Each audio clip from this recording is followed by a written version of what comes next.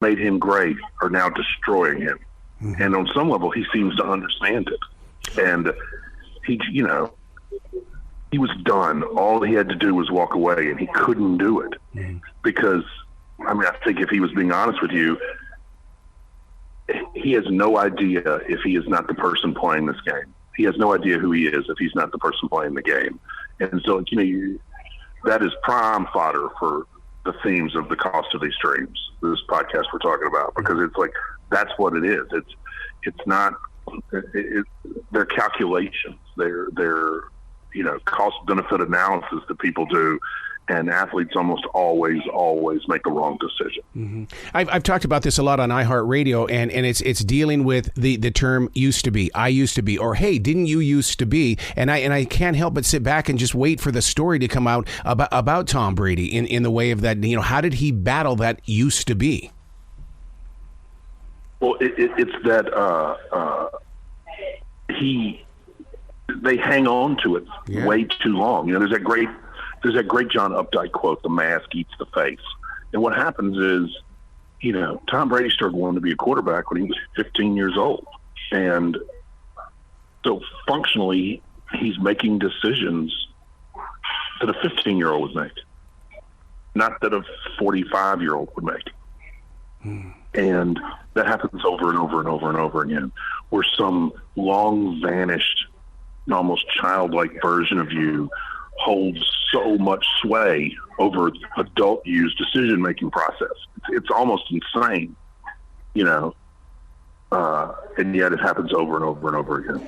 You take journalism to a new level of relationship with your listeners. And what I mean by that is that I didn't know this story about Muhammad Ali. I grew up watching Muhammad Ali. My God, it was what we did in those ages. But then to hear of the disappearance, one man disappears. Didn't know this story until you brought it to us.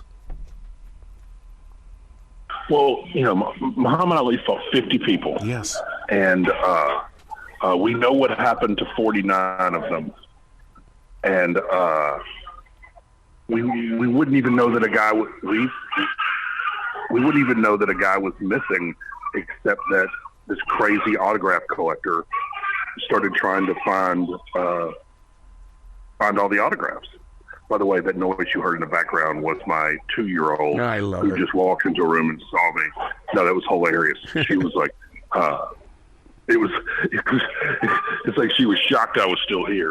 And but no, man, she's like, you're still on the phone. No, but Muhammad Ali fought 50 people, and one of them disappeared. His name was Jimmy Robinson. He was Muhammad Ali's sixth fight, and this story is about trying to find out what happened to him and why he disappeared, and meditates a little bit on what does it mean to have existed. Yeah, a lot of people don't understand the cost. And what I mean by that is that, what is the performer doing out there on that court or on that field and things like that? We see them in their moments of being a hero for the team, but we don't understand the expectation of the cost that the person is putting into the game. Well, and that like what it takes from you. Yes. That, the idea that, you lose some essential part of yourself along the way, and that happens over and over and over again. And, just over and over and over again. And you look at Michael Jordan, who, struggled for a long time with the fact that he was no longer Michael Jordan. Right. And I don't know if people know this now, but he's a very high-level deep-sea fisherman.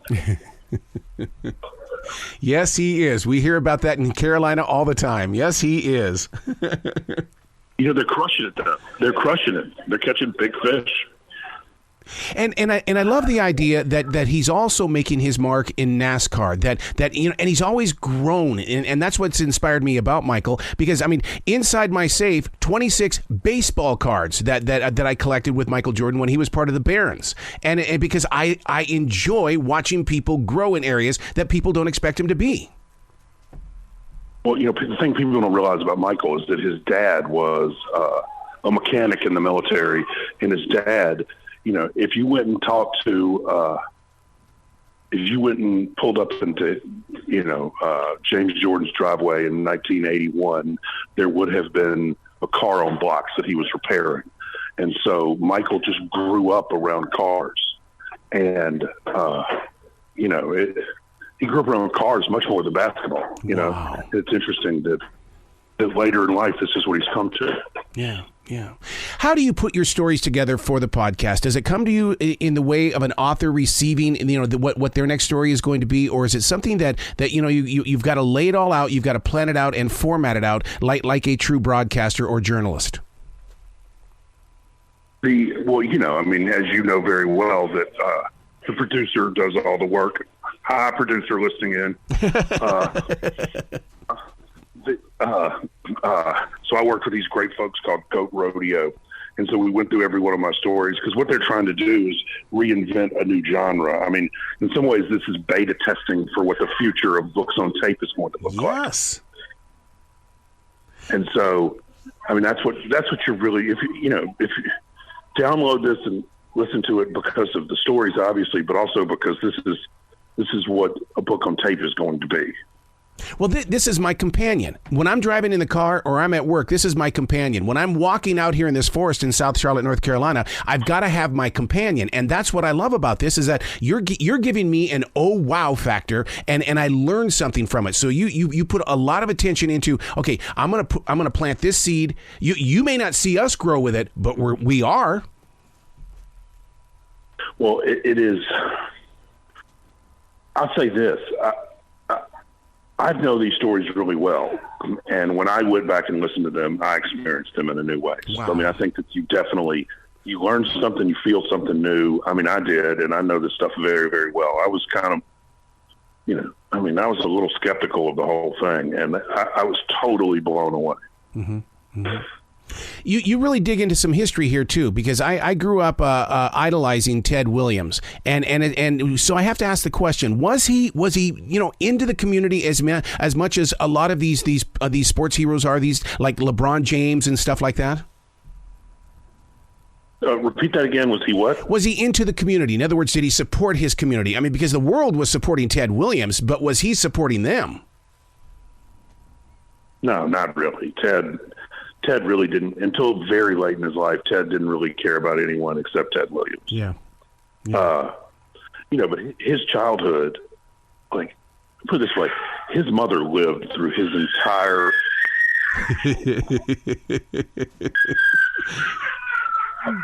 Keep singing. Sorry. I love it. I love it. His mother lived through his entire career. Wow. And never once saw him play. Well, that's odd. And when she died, he flew home, paid for the funeral, went to her house, found every single family photograph, and burned them. There's a lot of trauma going on with Ted. You also put a lot of focus on Tony Harris, a college basketball hero, and something happens in the Brazilian jungle. That is an interesting story that I want listeners to tap into because you really have this way of opening up our hearts. Well, Tony Harris was a star basketball player at Washington State, had a great Sweet 16 run, and ended up playing all over the world, like a lot of guys do for a pretty good career. Mm-hmm. And his last team was in Brazil. And this is a story about the last 4 days of his life when he was running from people who were chasing him. And so you have the narration of that and also the secondary and ultimately primary narrative of you, the reader, trying to figure out if anyone is actually chasing him or not. Man. Sharing these stories, do you feel like that it's the calling, that it's that one moment that because you've experienced it, because there are many times like when I talk with musicians and stuff like that, it's like, wow, that they're going to be here forever. We didn't get this story for the inside sleeve of an album, but through this podcast, which is going to be out there, it's like we're talking to a future listener. Well, I'm trying to talk to as many listeners today as possible, yeah. But it is interesting to sort of see a new medium, take your work and do something with it. That was certainly, I thought that was, it was very cool the first time I listened to him. Yeah. Yeah. So now with viewership, kind of sliding when it comes to watching sports and stuff like that, do you see a new age sports hero, given a rebirth or a reboot? Because it seems like that, not everybody's following one person anymore. We're following a ton of people. Well, although the thing that's interesting is that, sports is the only thing that's TiVo proof. And so I think the sports rights, the price is only going to go up and up and up. I mean, we do follow a lot, but I mean, kind of not really. Like, no one really watches golf unless Tiger Woods is playing. Like, that's not really a major sport. Right. The world really watches, the NFL, and they watch international football, and then, like, I think there's nothing more stultifyingly boring than a regular season baseball game, and there's nothing more exciting than a playoff baseball game. Right. It's so true. It's so and true. So,